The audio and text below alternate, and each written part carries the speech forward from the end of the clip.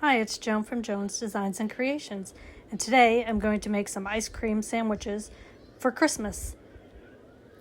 I have this mold that has two sides on it that has the indentions for the cookie, and then the middle section for the ice cream. I just took some chocolate clay that I got from Glitz and Glue and put it into the cavity to make the sandwich.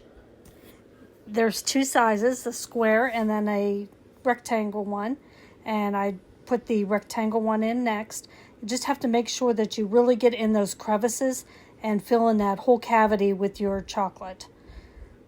So after I press it in there, it pops right out. I didn't have to use any mold release or anything. The next I'm using the white to make the ice cream in the middle. The mold that it has isn't very deep, so I put it in there, cut it out so it was just the size that I needed. And then I did it again because I didn't like the shape of it after I cut it with the scissors. This mold was pretty flimsy, but it made that ice cream pretty thin. I don't know about you, but whenever I have an ice cream sandwich, I want a lot of ice cream in there. So I decided I'm going to do 2 layers. Put one on top of the other. This is wet glue, so you don't have to add any kind of adhesive to it, no glue or anything. So I just put and I did the same thing with the rectangle one. I did 2 sizes, 2 of the middle sections. And it didn't matter that they didn't line up right and there was a little crease in there because I'm going to add some Christmas sprinkles to the outside. So what I did is it is nice and thick then. I just took some tacky glue and put it the whole way around my sandwich cookie.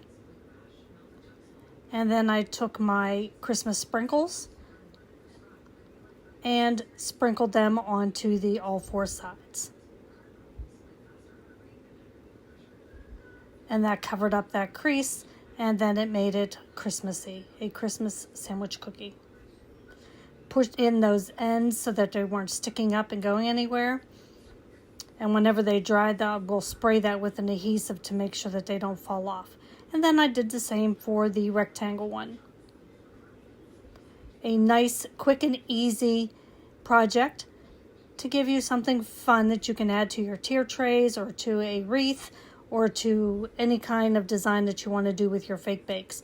I like to do some of this stuff ahead of time so that whenever I'm working on bigger projects, the little stuff are made and they are solid. So thank you for joining me. Bye.